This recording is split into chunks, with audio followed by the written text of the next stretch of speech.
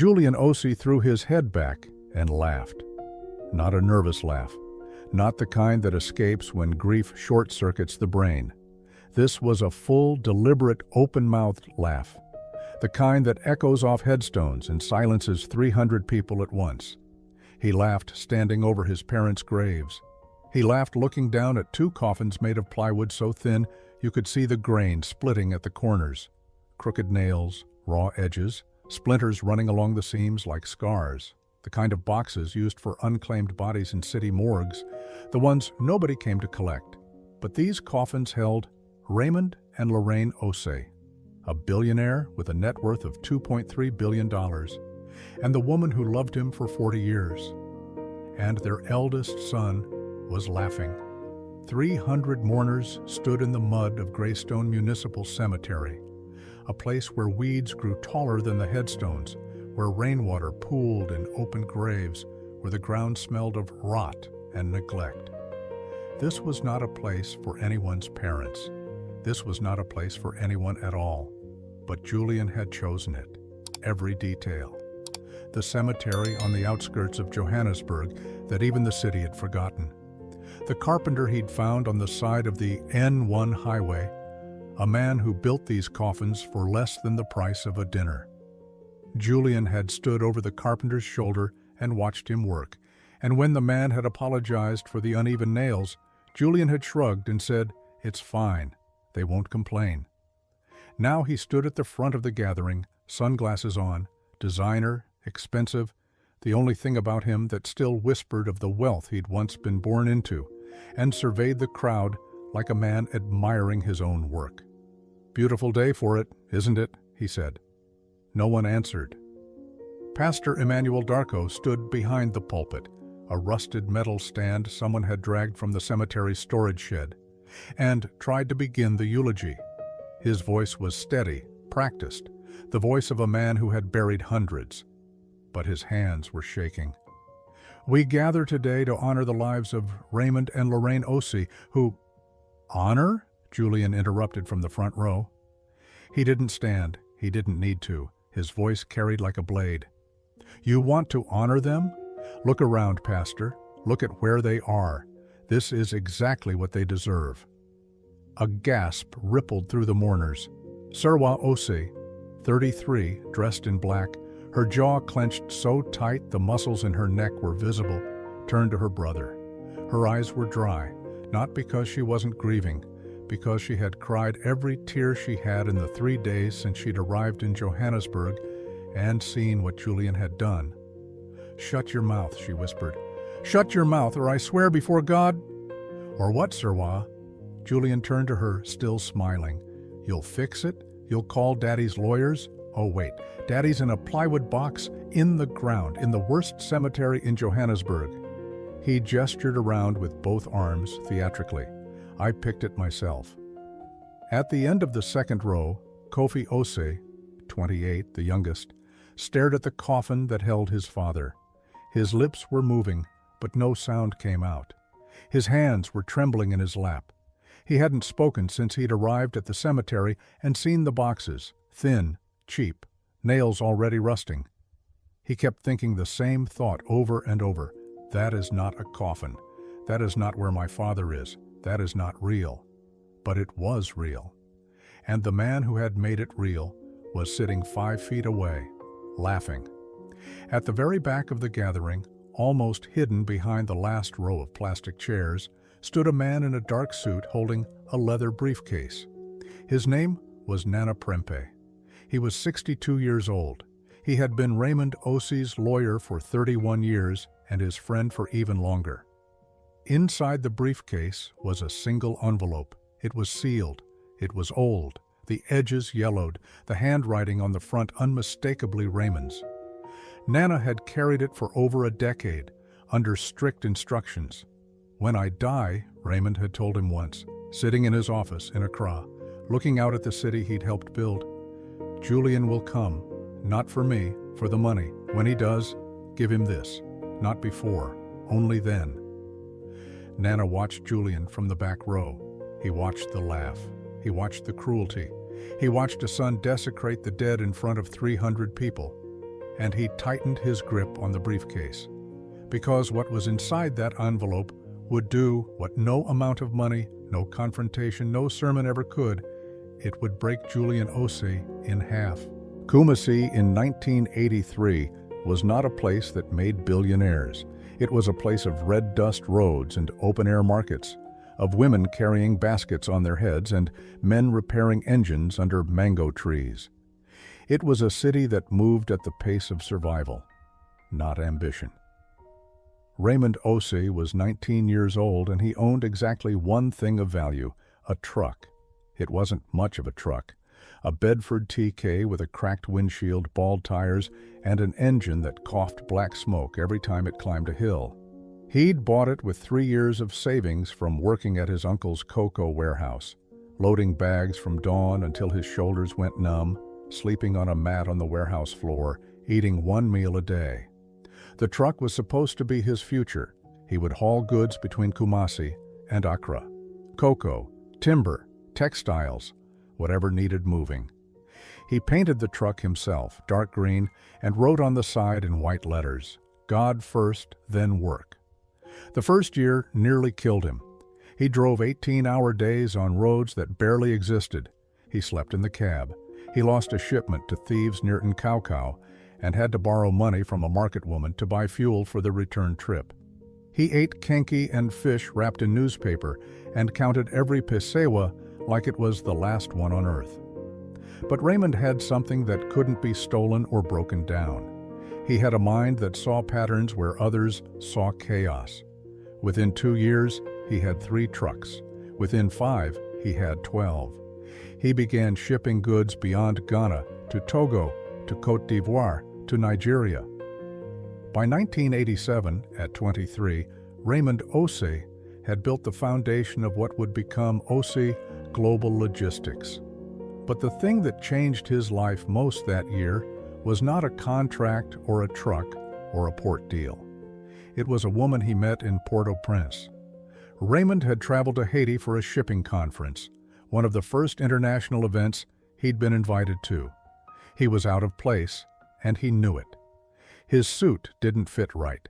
His English was rough, heavily accented, learned from radio broadcasts and old American movies. He sat in the back of every session and took notes in a small leather book. On the second evening, there was a reception at a hotel overlooking the harbor. Raymond stood near the window, watching the ships, when he heard a voice behind him. "You're the one with the green trucks?" He turned. She was tall, dark-skinned, with short, natural hair and eyes that looked like they were always on the edge of a smile. She wore a simple white dress. No jewelry. She held a glass of water, not wine. "My name is Lorraine Baptiste," she said. "I teach at a school in Pétionville. My cousin works at the port. He told me about a young man from Ghana with green trucks who refuses to bribe anyone." She tilted her head. "He said you'd either become a millionaire or go bankrupt within a year." Raymond stared at her for a long moment. Then he said, "I plan to do the first one." She laughed, and something in Raymond's chest shifted, a gear he didn't know existed clicking into place. They spent every remaining day of the conference together, not at sessions, walking the streets of Port-au-Prince, eating griot at roadside stands, sitting on the seawall watching fishing boats come in at dusk. Lorraine told him about her students, children from the poorest neighborhoods who walked miles to her classroom. Raymond told her about Kumasi, about the warehouse, about the truck with the cracked windshield. On his last night in Haiti, sitting on a bench outside her school, Raymond said, "I don't know how to do this. I don't know how to love someone from across an ocean." Lorraine looked at him for a long time. "You drove a truck with no tires across a country, with no roads, and built a company from nothing. I think you'll figure it out." 6 months later, she moved to Accra. 4 months after that, they were married in a small ceremony, attended by 11 people, Raymond's uncle, Lorraine's cousin, a few workers from the warehouse, and a pastor who kept sneezing through the vows. By 1990, the company had expanded to 15 countries. Raymond had offices in Accra, Lagos, and Abidjan. The green trucks were everywhere now, a fleet of over 200, carrying goods across West Africa and beyond. And in March of that year, their first child was born, a boy. They named him Julian. Raymond held his son in the hospital room in Accra, this tiny, screaming, perfect thing, and felt something he had never felt before. Not when he bought the first truck, not when he signed his first $1 million contract, not even when Lorraine said yes. He felt terrified. Because for the first time in his life, Raymond Osei had something he could not afford to lose. Over the next 8 years, the family grew. Serwa arrived in 1993, fierce and observant from the moment she opened her eyes. Yaw came in 1995, a laughing, joyful boy who seemed to radiate light. And Kofi, the last, in 1998, quiet and gentle, born with his father's watchful eyes. 4 children, a growing empire, a marriage built on love, respect, and a shared belief that the world owed you nothing and you earned everything. It was, by every measure, a beautiful life. But beautiful things, Raymond would learn, are the easiest to shatter. Julian was not a bad child. That was the thing people would forget later, after everything that happened. They would look at the man he became and assume the boy had always been rotten. But that was not true. At 7, Julian was curious, energetic, and desperate for his father's attention. He would wait by the front door of their home in East Legon, a large house now, not a warehouse floor, and listen for the sound of Raymond's car pulling into the driveway. When the headlights swept across the living room windows, Julian would sprint to the door and throw it open. "Papa, Papa, come see what I built." It was always something, a tower of books, a drawing of a truck, a story he'd written in crooked handwriting about a boy who sailed across the ocean. He wanted Raymond to see. He wanted Raymond to stop, kneel down, and say, "This is incredible, Julian." Sometimes Raymond did, but more often Raymond would pat Julian's head, say, "Very good," and walk to his office with his briefcase. Not because he didn't care, because Raymond Osei had never learned the language of fatherhood. He had grown up without one. His own father had left Kumasi when Raymond was 4 and never came back. Raymond knew how to work. He knew how to build. He knew how to provide. But he did not know how to sit on the floor with his son and say, "Tell me about the boy who sailed across the ocean." Lorraine saw it. She saw the gap forming between them like a crack in a wall. Invisible at first, easy to ignore, but widening every year. She tried to bridge it. She would tell Julian, "Your father works hard because he loves us." She would tell Raymond, "He doesn't need more things, he needs more of you." Raymond would nod. He would promise. And then a shipment would be delayed in Lagos, or a contract would need renegotiating in Abidjan, and he would disappear again. Julian stopped waiting by the door when he was 11. By then, Serwa, 8 years old and already more composed than most adults, had found her own rhythm with Raymond. She didn't need him to sit on the floor. She would walk into his office, place a report card on his desk, and say, "All A's." Raymond understood that language, achievement, results. He would beam at her, take her out for ice cream, tell her she was going to run the company one day. Yaw, at 6, was different from all of them. Yaw was sunlight. He didn't need Raymond's validation because he didn't know how to want things. He simply loved, openly and completely, the way only children who haven't been hurt yet can love. He followed Julian everywhere, everywhere. If Julian sat on the porch, Yaw sat beside him. If Julian kicked a ball in the yard, Yaw chased it. If Julian was angry and silent, Yaw would sit quietly next to him until the silence became something warm instead of cold. "Why do you always follow me?" Julian asked him once, annoyed. Yaw looked up at him with those wide, unbothered eyes and said, "Because you're my brother." Kofi, the baby, was still too young to understand any of it. He existed in the protected world of a toddler. Lorraine's arms, soft blankets, the sound of his mother singing Haitian lullabies at night. When Julian turned 13, the trouble started. Not dramatically, not overnight. It crept in the way all dangerous things do, slowly, and dressed as something harmless. It started with a group of boys from the neighborhood, older boys, 15, 16, some already 17. They gathered at a spot behind the market on Osu, Oxford Street, smoking cigarettes and playing music from a battered radio. They had a magnetism that Julian, lonely and hungry for belonging, couldn't resist. Raymond didn't notice. Lorraine noticed, but she told herself it was a phase. By 14, Julian was staying out late. His grades dropped. He became sullen at the dinner table, answering questions with one-word replies or not at all. When Lorraine pressed, he would say, "I'm fine." When Raymond pressed, on the rare occasions he was home long enough to notice, Julian would say something sharper. "Why do you care now?" That question became a wall. Raymond didn't know how to climb it, so he did what he always did. He worked harder, provided more, built a bigger life around his family, as if the architecture of success could substitute for the words he couldn't say. The boys Julian ran with got older, bolder. They weren't just smoking cigarettes anymore. They were stealing car radios, joyriding in borrowed vehicles, staying out until 3 in the morning. Julian was the rich kid in the group, the one with the big house and the famous father, and that currency bought him a seat at the center of every bad decision. Lorraine begged Raymond to intervene. Talk to him, not about grades, not about the company. Talk to him about his life. Raymond tried. One evening, he sat Julian down in his office, the worst possible room for the conversation, and said, "Julian, I need you to stop spending time with those boys." Julian stared at him. "You don't even know their names." "I don't need to know their names. I know what they are." "What are they?" "They're going nowhere, and they'll take you with them." Julian stood up. "You don't know anything about me."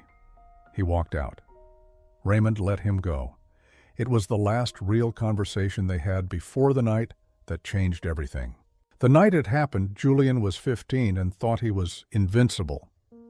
It was a Saturday in June 2005. The air in Accra was thick and humid, the kind of heat that makes people restless. Julian had told Lorraine he was going to a friend's house to study. She didn't believe him, but she let him go because she was tired of fighting. The older boys had a car, a borrowed Toyota Cressida, borrowed being the word they used, though none of them could say exactly who it belonged to. There were 5 of them that night. Julian sat in the back seat, music blasting, windows down, the city lights smearing past like wet paint. But Julian wasn't alone. Yaw had followed him. 10 years old, small for his age, wearing a red t-shirt and flip-flops. He had crept out of the house after Julian left, running through the neighborhood streets until he caught up with his brother 2 blocks away. Julian had tried to send him home. He'd shoved him, yelled at him, told him to go back. "I want to come with you," Yaw said. "You can't. Go home." "Please, Julian, I won't tell anyone." The older boys laughed. One of them, a 17-year-old named Kwesi, said, "Let the little man come. He's cool." Julian hesitated. He should have said no. He should have walked Yaw home himself. He should have done 100 things differently. But he was 15, and the older boys were watching, and saying no felt like weakness. "Fine," Julian said. "Get in and keep quiet." They drove fast. Too fast. Kwesi was behind the wheel, showing off, taking corners at speeds that made the tires scream. The other boys cheered. Julian gripped the door handle but said nothing because saying something meant being afraid, and being afraid meant being weak. Yaw sat next to Julian, quiet, like he promised. His eyes were wide. His small hand found Julian's arm and held on. The accident happened on the motorway extension near Tete Kwarshi. Kwesi ran a red light. A truck, an articulated lorry carrying cement, came through the intersection from the right. Kwesi swerved. The car spun. The sound was something Julian would hear in his sleep for the rest of his life. Metal folding, glass exploding, the world turning upside down in a single endless second. When Julian opened his eyes, he was on the asphalt. The car was 30 feet away, crumpled against a concrete barrier. He couldn't feel his left arm. There was blood on his face. He could hear shouting, distant, like it was coming through water. He turned his head. Yaw was on the ground beside the car, not moving. His red t-shirt was darker now. His flip-flops were gone. One of his small hands was open, reaching toward nothing. Julian crawled to him. He didn't feel the glass cutting his knees. He didn't feel the broken bone in his arm. He reached his brother and pulled him onto his lap and said his name, over and over and over. Yaw, Yaw, wake up, Yaw, please, please, please, Yaw, open your eyes. Yaw never opened his eyes. He was pronounced dead at Korlebu Teaching Hospital at 11:47 p.m. Internal injuries. He was 10 years old. Raymond and Lorraine arrived at the hospital 40 minutes later. Lorraine collapsed in the corridor. The sound she made was not a scream. It was something deeper, something that came from a place where language doesn't exist. Raymond caught her before she hit the floor. He held her. His face showed nothing. His eyes showed everything. Julian sat in a plastic chair in the hallway, his arm in a temporary splint, dried blood on his forehead. He watched his parents through the open door of the room where Yaw's body lay covered in a white sheet. He watched his mother dissolve. He watched his father hold her with the same hands that had built an empire, and for the first time, those hands were shaking. No one spoke to Julian that night, not because they were punishing him, because there were no words. In the weeks that followed, Raymond and Lorraine did something extraordinary, something that most people in their position would not have done. They did not blame Julian, not publicly, not privately, not once. Lorraine took Julian to a therapist.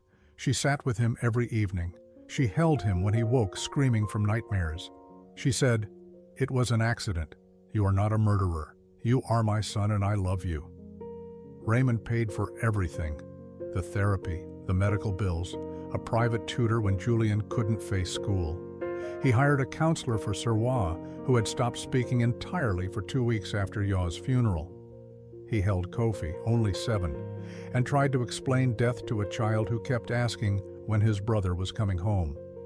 But Raymond never said the words Julian needed to hear. He never sat beside Julian and said, "I don't blame you." The older boys had a car, a borrowed Toyota Cressida, borrowed being the word they used, though none of them could say exactly who it belonged to. There were 5 of them that night. Julian sat in the back seat, music blasting, windows down, the city lights smearing past like wet paint. 3 years after Yaw's death, Julian met the man who would finish what guilt had started. Desmond Quarshie was 23 years old, sharp-tongued, well-dressed, and completely without conscience. He operated in the gray spaces of Accra's social scene. Not quite a criminal, not quite legitimate. He knew people. He brokered introductions. He found opportunities in other people's weaknesses the way a surgeon finds veins. Julian was 18 when they crossed paths at a nightclub in Osu. Julian had no business being there. He was supposed to be at home, preparing for his final secondary school exams. But Julian hadn't been doing what he was supposed to in 3 years. He drank. He stayed out. He moved through life like a ghost wearing a living boy's clothes. Desmond noticed him immediately, not because Julian was interesting, but because Desmond had heard the name Osei. Everyone in Accra knew Raymond Osei, and this was Raymond Osei's eldest son, sitting alone at a bar, drinking whiskey he was too young to buy, with the look of a boy who hated the world and wanted the world to know it. Desmond sat beside him. "You're Raymond Osei's son." Julian didn't look up. "So?" "So nothing, just an observation." Desmond ordered 2 drinks, slid one toward Julian. "You look like a man carrying something heavy." Julian turned to him. Most people approached him because of his father's name, to get close to the money, the influence, the power. They always had that hungry look. Desmond didn't. Desmond looked like he already had everything he needed. That was the trick. That was always the trick. "I'm Desmond," he said, and I'm not going to ask you about your father." It was the most effective sentence anyone had ever said to Julian Osei. Over the following months, Desmond became Julian's closest friend. His only friend, really. They spent nights driving around Accra, eating at late-night spots, talking about everything and nothing. Desmond was a gifted listener. He let Julian talk about his anger, his loneliness, the wall between him and Raymond. And slowly, carefully, like a man laying bricks, Desmond began to reshape the story Julian told himself. "Your father never said he forgave you?" Desmond asked one night, his voice casual, almost bored. "No." "And your mother?" "She said the words, but did anything actually change?" Julian paused. "What do you mean?" "I mean, she said she loved you. She said it wasn't your fault. But did your father ever come to you? Did he ever sit you down and say, 'Son, we're okay'? Or did he just pay for therapists and tutors and expect the money to fix it?" Julian said nothing. Desmond let the silence do its work. Then he said, "Some people think love is a check. They think if they pay enough, they've done enough. But you can't write a check for a boy who needed his father to hold him and say it's going to be all right." It was poison, wrapped in empathy, delivered with surgical precision. Over the next 4 years, Desmond systematically dismantled whatever fragile connection remained between Julian and his family. Every act of generosity from Raymond became evidence of emotional neglect. Every silence became proof of blame. Every gift became a transaction. "He doesn't love you," Desmond said once when Julian was 21. "He maintains you like he maintains his trucks. You're an asset he doesn't want to depreciate." By then, Julian believed every word, not because the words were true, but because they explained the pain. They gave his suffering a villain, and having a villain felt better than having no explanation at all. The theft was Desmond's idea. He presented it as justice. Raymond's company, Osei Global Logistics, processed hundreds of millions of dollars annually. The accounting systems at the Accra headquarters had been built in the early days and never fully modernized. Desmond had a contact in the finance department, a low-level clerk who owed him money and could create ghost invoices. "It's not stealing," Desmond told Julian over drinks one evening. "It's taking what should have been yours. Your inheritance, your compensation for years of neglect. Your father owes you this, Julian. He owes you for every night he didn't come to your room, for every conversation he never had, for every time he chose that company over you." Julian hesitated. For all his anger, there was still a part of him, buried deep, barely alive, that knew this was wrong. That part spoke in Yaw's voice, in his mother's voice, in the voice of the boy who used to wait by the front door for his father's headlights. But Desmond saw the hesitation and pressed harder. If he loved you, he would have said so. He didn't. So take what you're owed and build your own life, away from him, away from all of them. Julian signed the documents. The ghost invoices went through. Over 6 months, nearly $2 million was siphoned from company accounts. Desmond took his share, almost half, and disappeared. Vanished from Accra like smoke, changed his phone number, left no trace. Julian was alone when Raymond's auditors found the discrepancy. The confrontation happened in Raymond's office in Accra on a Tuesday afternoon. Raymond sat behind his desk. Julian stood across from him. Between them, a stack of printed invoices with Julian's signature on every one. Raymond looked at the papers. Then he looked at his son. "Why?" That was all he said. Julian wanted to scream. He wanted to say, "Because you never said you forgave me. Because you let me sink. Because I killed your son, and you never said everything was okay." But he said none of that. Instead, he said the cruelest thing he could find. "Because I could." Raymond stared at him for a long time. Then he opened the desk drawer, took out a single sheet of paper, and slid it across the desk. It was a formal letter of disinheritance, already prepared, already signed. But Raymond did not stop there. He placed his hands on the desk, looked Julian in the eyes, and said, "This letter is already signed. But it does not have to leave this room. If you apologize to me, truly, if you distance yourself from these people who are destroying you and come back to this family, I will tear this paper up right now in front of you, and we will start over." The office fell silent. Raymond waited. His eyes held no anger. They held something worse, hope. The hope of a father who was offering the last bridge before burning it. Julian looked at the letter. He looked at his father. For a second, something wavered on his face. Something that looked like the boy who used to wait at the front door for the headlights to appear. But that boy was no longer in control. Julian picked up the letter, folded it, slipped it into his pocket, and left without saying a word.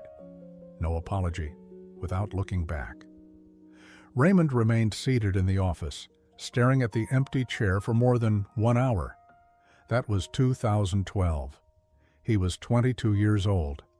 He would not see or speak to either of his parents for 14 years. Raymond and Lorraine Osei died on a Thursday. The accident happened on the N1 highway outside Johannesburg, the same kind of road Raymond had driven 1,000 times in a dozen countries.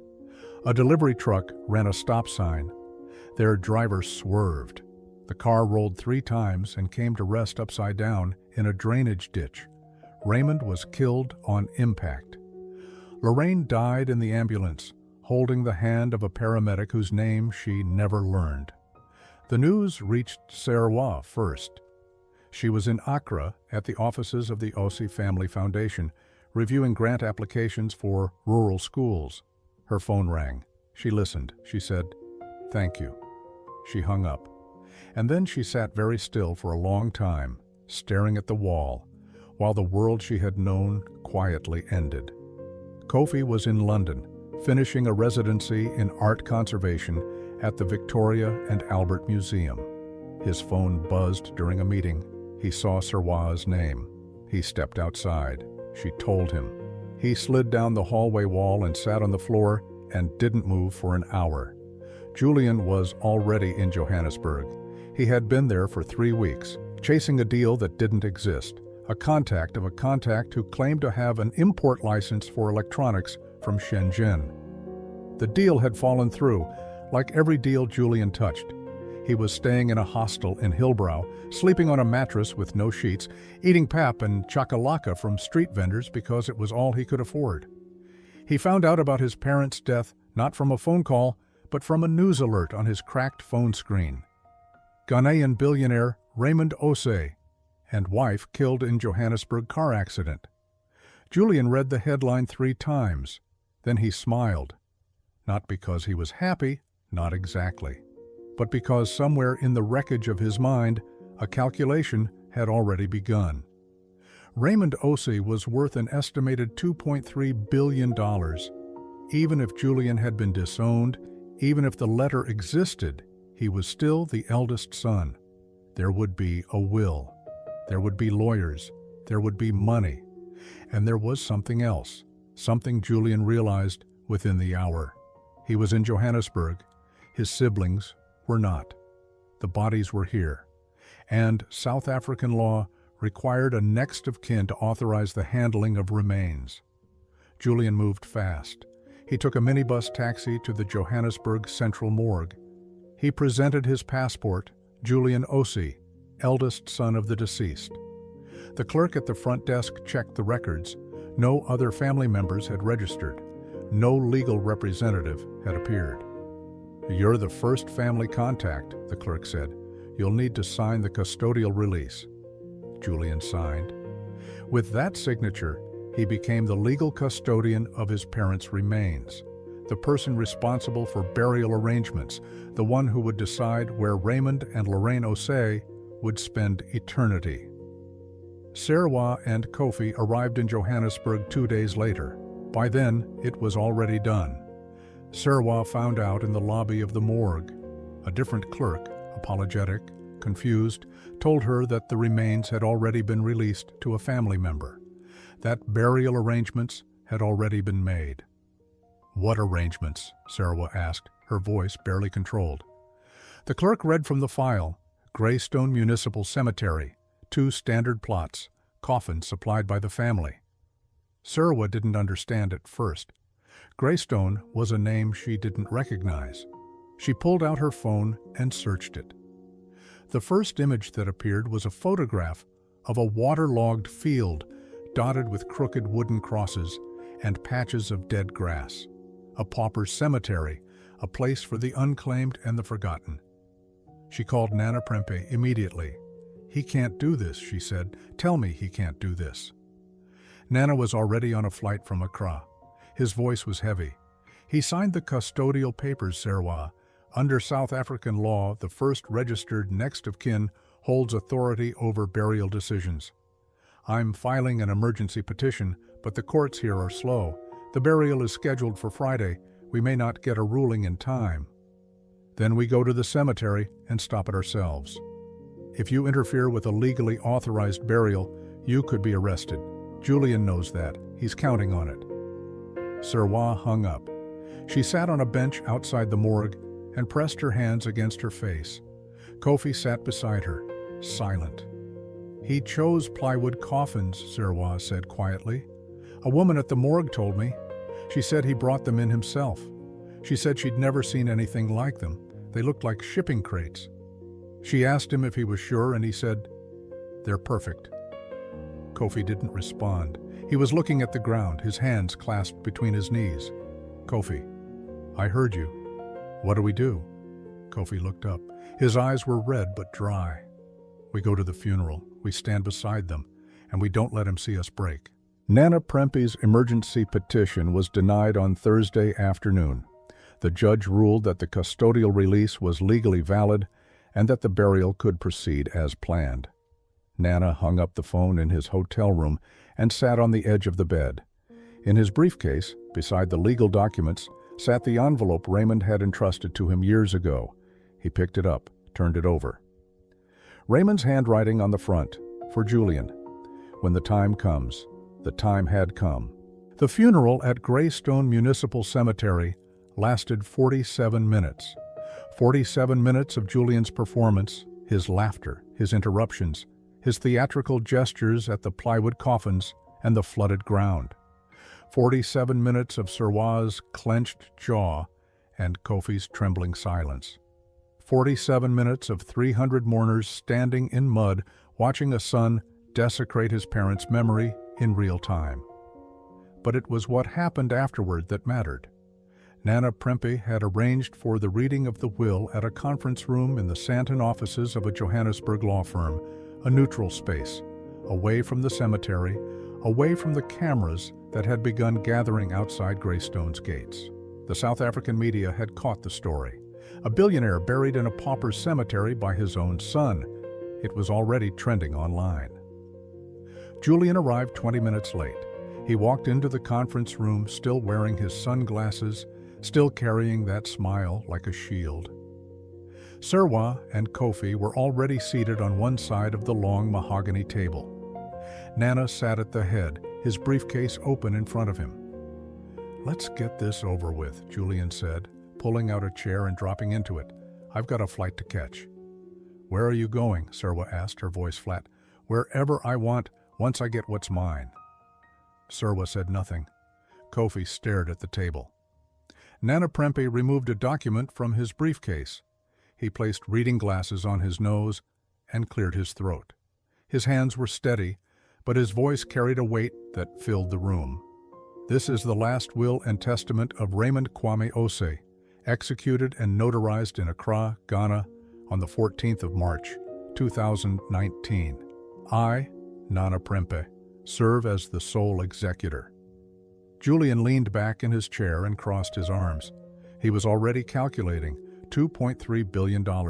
Even a fraction of that, even 10%, would be more money than he'd seen in 14 years. He'd take whatever they gave him, disappear, and never think about any of them again. Nana began reading. The will was thorough, detailed, and precise, exactly like the man who wrote it. Raymond had divided his estate with the same care he used to build it. Osei Global Logistics, the company, its assets, its fleet, its contracts, was left to Serwa, with a board of trustees to oversee operations for the first 5 years.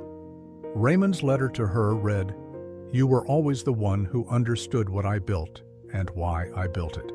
Protect it, grow it, use it to lift others." The family properties, the estate in East Legon, the home in Cape Town, the apartment in London, were left to Kofi, along with a trust fund designated for the arts and education. Raymond's letter to him read, "You have your mother's heart. The world needs more of that. These walls are yours now. Fill them with beauty." The Osei Family Foundation, Lorraine's life work, was to continue under joint stewardship of both Serwa and Kofi, with an endowment of $200 million to ensure its operations for the next 50 years. Julian listened to all of this with his jaw tightening, his arms uncrossed. His smile faded by degrees like a light on a dimmer switch. "And me?" he said when Nana paused. Nana looked at him over the rims of his glasses. "To my eldest son, Julian," Nana read, "I leave the contents of a sealed envelope, to be delivered by my executor upon my death." Silence. Julian blinked. "What?" "An envelope," Nana repeated. "That is your inheritance." Julian's chair scraped against the floor as he leaned forward. "An envelope. You're telling me that man left me an envelope? He was worth over $2 billion and he left me a piece of paper?" "He left you what he wanted you to have." Julian shot to his feet. The chair toppled behind him. "This is a joke. This is fraud. I'm his son. I have legal rights. I'm going to contest this.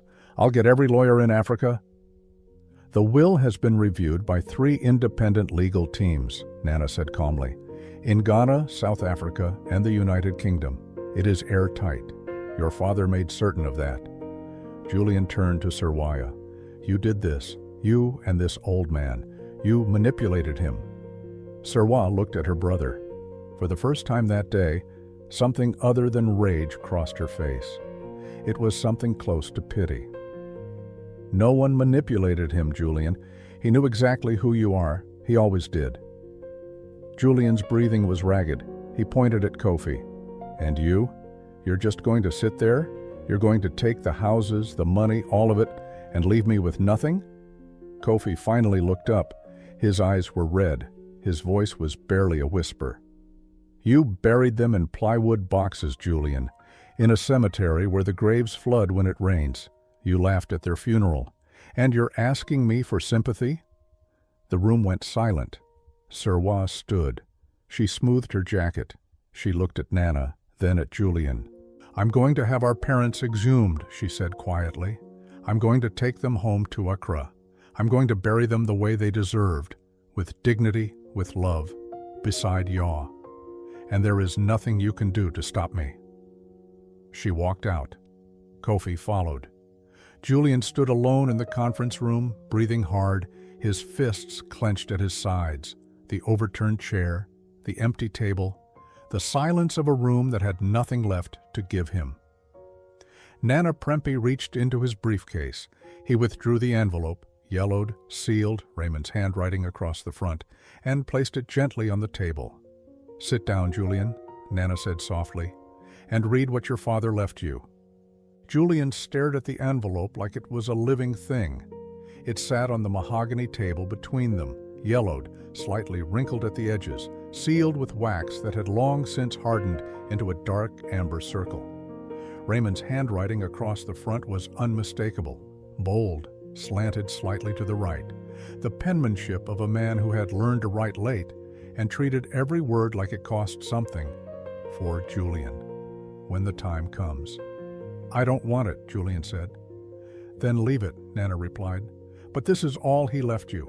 If you walk out of this room without opening it, there is nothing else. No second envelope, no hidden account, no contingency. This is it." Julian's jaw worked. He looked at the door. He looked at the envelope. He sat down. He picked it up. It was heavier than he expected. Not just paper. There was something else inside. Something with weight and thickness. He broke the wax seal with his thumb and opened it. Inside were 4 items. The first was a handwritten letter, 6 pages, front and back, in Raymond's careful handwriting. Julian set it aside for a moment, reaching instead for the documents beneath it. The second item was a stack of bank statements, dozens of them. Julian spread them across the table, scanning the figures. They were records from a Ghanaian bank, First National Accra branch, spanning from 2014 to 2025. 11 years. Each statement showed a transfer, monthly, sometimes weekly. The amounts varied, $3,000 here, $12,000 there, once a single transfer of $87,000. The recipient account numbers were unfamiliar at first. Then Julian's hands went still. He recognized them.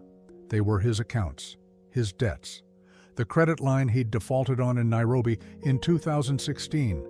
The loan shark in Dar es Salaam he'd been hiding from in 2018. The landlord in Maputo who'd threatened to have him arrested for unpaid rent in 2020.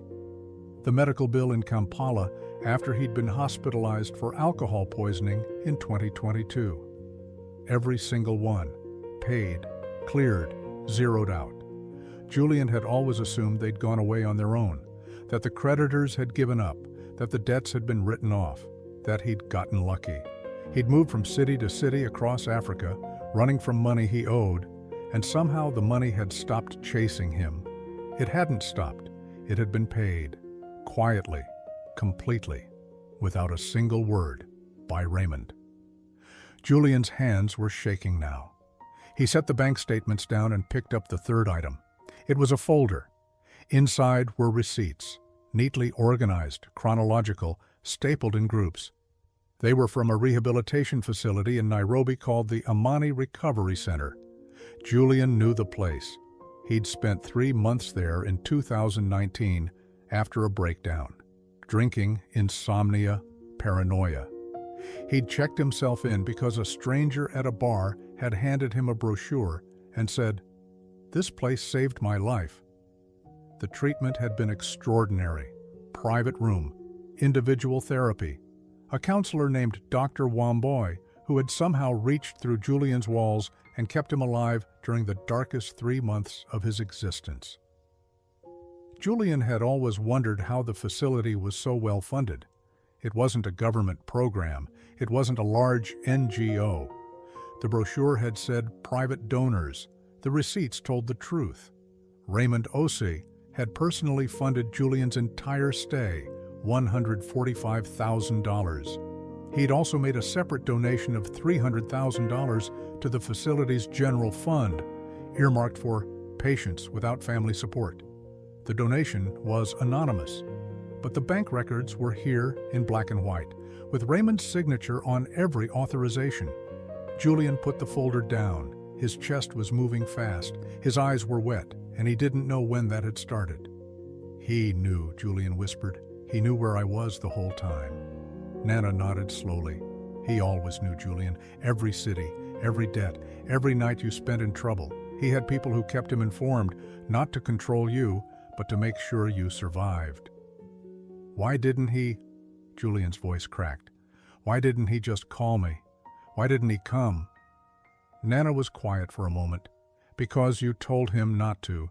Because the last thing you said to him was that you took his money because you could. Because he believed, rightly or wrongly, that reaching out would push you further away. So he did the only thing he knew how to do. He protected you from a distance. The same way he always did, quietly, without asking for credit." Julian pressed his palms against his eyes.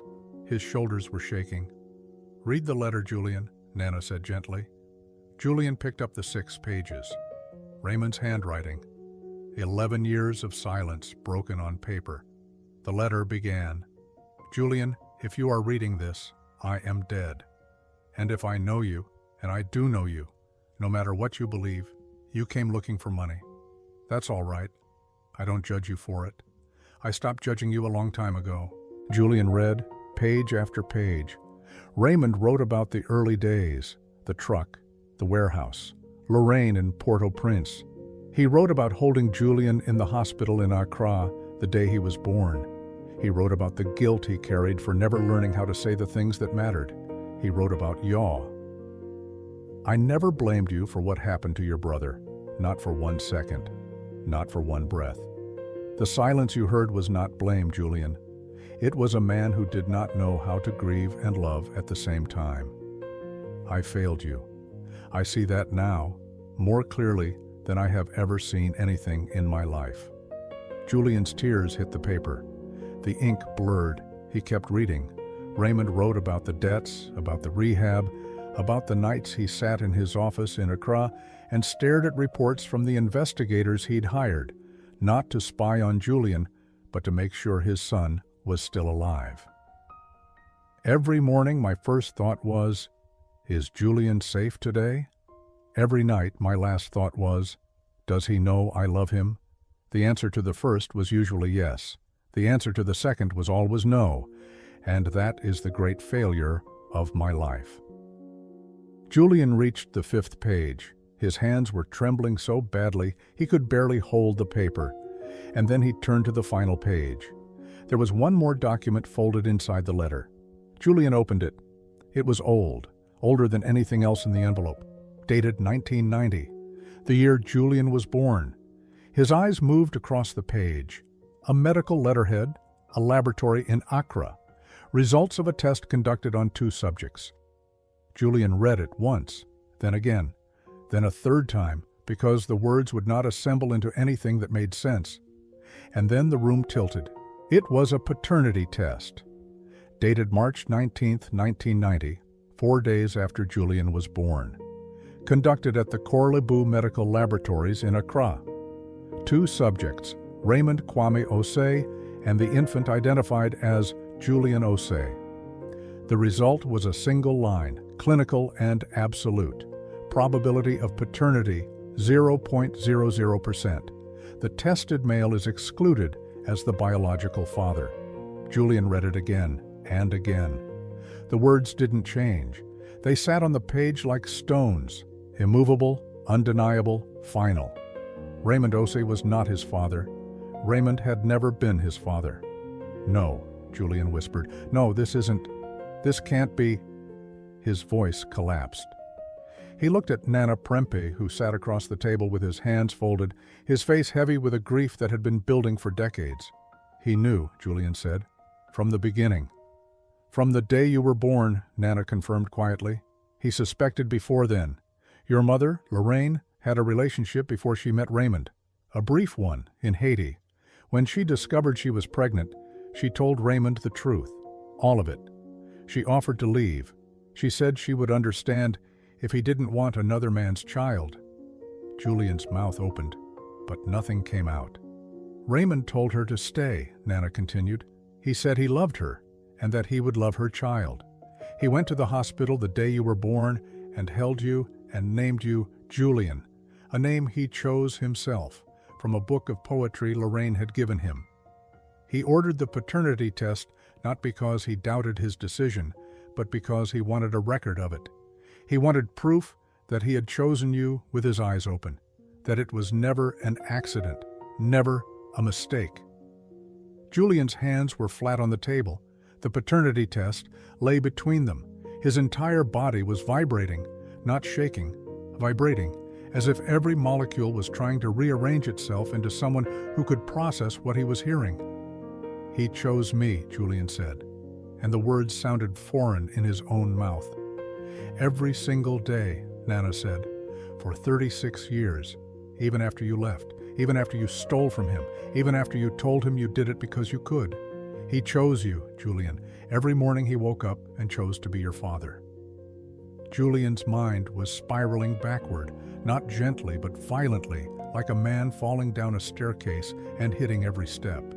Every memory was rearranging itself, every silence, every distance, every moment he had interpreted as rejection. His father, no, Raymond, no, his father, hadn't been cold, hadn't been withholding. Raymond had been a man carrying a secret so enormous that it shaped every interaction, every pause, every careful word. He'd loved Julian while knowing that Julian was not his blood. He'd raised him, provided for him, built a life around him, and never once, in 36 years, thrown the truth in Julian's face. Not even when Julian stole $2 million. Not even when Julian said, Because I could. Not even then. And Yaw. The thought hit Julian like a physical blow. Yaw was Raymond's biological son, his actual flesh and blood. And Julian, the one who was not Raymond's son, had gotten Yaw killed. He had taken Raymond's real son from him, and Raymond had still chosen to protect Julian, still paid his debts, still funded his recovery, still wrote him a letter full of love. Julian made a sound. It came from somewhere below his chest, a raw, guttural noise that didn't resemble anything human. He bent forward until his forehead touched the table. His fingers clawed at the wood. "He never told me," Julian gasped. Why didn't he tell me?" "Because he was afraid," Nana said, and his own voice was breaking now. "He was afraid that if you knew, you would think his love was charity, that you'd believe he kept you out of obligation, not devotion. He wanted you to feel like his son, fully, without qualification, and he thought the truth would take that away from you." Julian was sobbing now, not crying. Sobbing. The kind that comes from a place so deep it feels like the body is trying to turn itself inside out. At that moment, the conference room door opened. Felicity Mensah stood in the doorway. She had been waiting in the hall. Nana had asked her to come, because Nana knew what the envelope contained, and he knew Julian would need someone who had seen him at his best and worst. Felicity looked at Julian, this man she had once loved, who had driven her away with his cruelty and self-destruction. And she saw something she hadn't seen in years. She saw the boy underneath, broken open. Finally. She walked to him and knelt beside his chair. "Felicity," Julian choked. Did you know?" "No," she said. "But your father told me something once. I came to him years ago, after we broke up. I wanted to understand why you were the way you were. He invited me to his office. He was quiet for a long time. And then he said—" She paused. Her own eyes were wet. "He said, 'Julian is the best thing I ever chose, and I have chosen many things in my life. He is the one I would choose again, every time, even now.'" Julian broke. Not the anger, not the armor, not the sarcasm or the cruelty or the bravado. Those had already cracked. What broke now was the story, the narrative he had built over 20 years to survive. The story that said he was unwanted, that said he was an accident, that said his father was his enemy. That story, the only thing holding him together, dissolved like ash in water. And without it, Julian Osei had nothing left to stand on. He slid from the chair to the floor. Felicity held him. Nana Prempa sat across the table, tears running silently down his face, still holding the briefcase that had carried this truth across 3 decades. And somewhere in the silence, Julian heard his father's voice, not from the letter, not from memory, but from the place where love lives after the person who carried it is gone. "You were never my blood. You were always my son." Julian went back to Greystone alone. It was nearly dark when he arrived. The mourners were gone. The plastic chairs had been stacked and taken away. The rusted metal pulpit still stood near the graves, forgotten. The mud had thickened in the late afternoon heat and now clung to his shoes as he walked between the crooked headstones. He found the graves easily, 2 rectangles of freshly turned earth, side by side in the far corner of the cemetery near a broken chain-link fence. No flowers, no plaques, no names, just dirt and 2 mounds that were already beginning to settle unevenly in the waterlogged ground. Beneath that dirt were the plywood coffins Julian had chosen. He stood there for a long time. The sky turned from gold to violet to gray. The sounds of the city, traffic, distant music, a dog barking somewhere, felt like they belonged to a different world. Here, in this forgotten place, there was only silence. Julian knelt.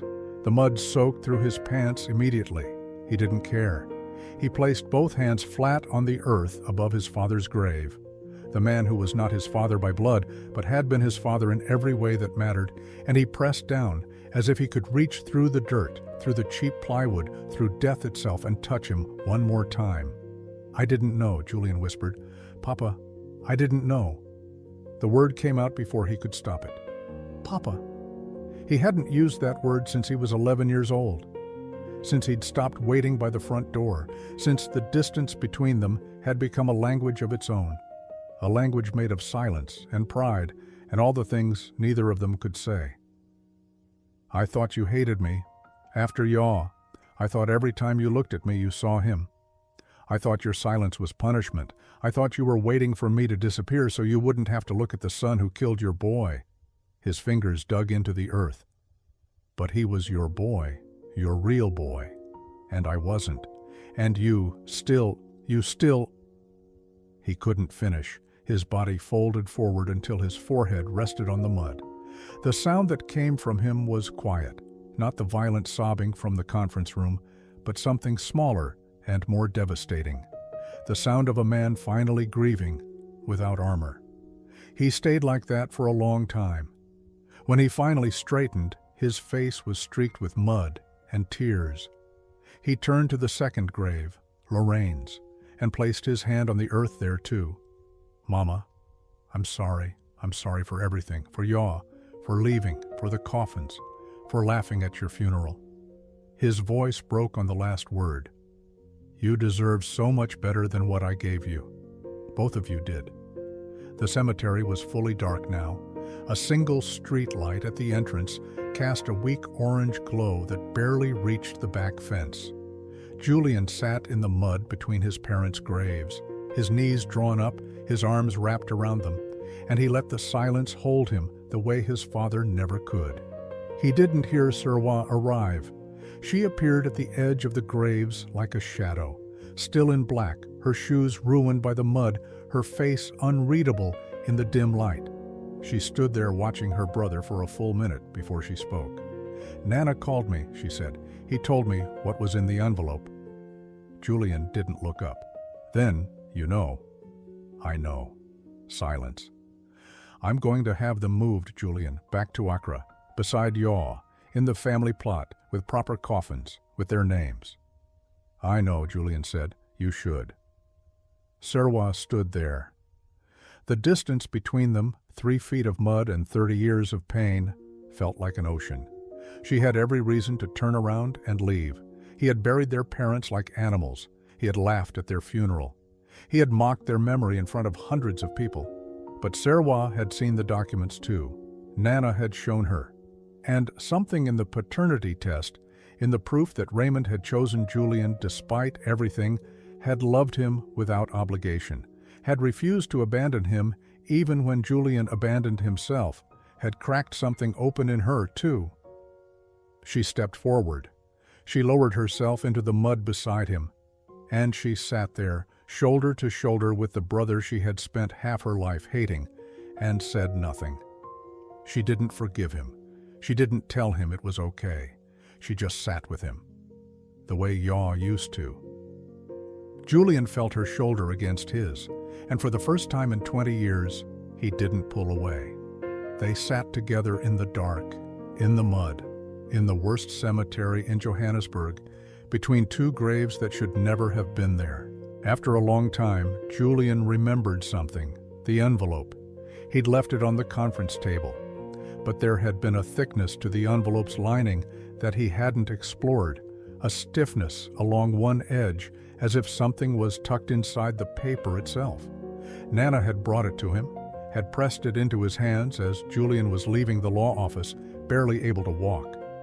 Julian reached into his jacket pocket now and pulled out the envelope. He ran his thumb along the seam. There, a slight ridge. He tore the lining carefully, his muddy fingers fumbling. A small piece of paper fell out, folded once. Raymond's handwriting, smaller this time, cramped, as if he'd written it in a hurry or in secret. Julian unfolded it. Serwa leaned closer. The streetlight was just bright enough to read. 5 words. I waited for you, son. Julian pressed the note against his chest. He closed his eyes, and in the darkness of Greystone Municipal Cemetery, kneeling in the mud beside the plywood coffins he had chosen for the man who had chosen him, Julian Osei finally understood what love was. It was not a word. It was not a gesture. It was not even forgiveness. It was a man who knew the truth from the very first day, and stayed anyway, who paid every debt in silence, who funded every recovery in secret, who wrote a letter he knew might never be read, who hid a final note inside the lining of an envelope because even in death, he wanted his son to know, "I waited for you." Raymond Osei had waited for 36 years, and Julian had finally come home,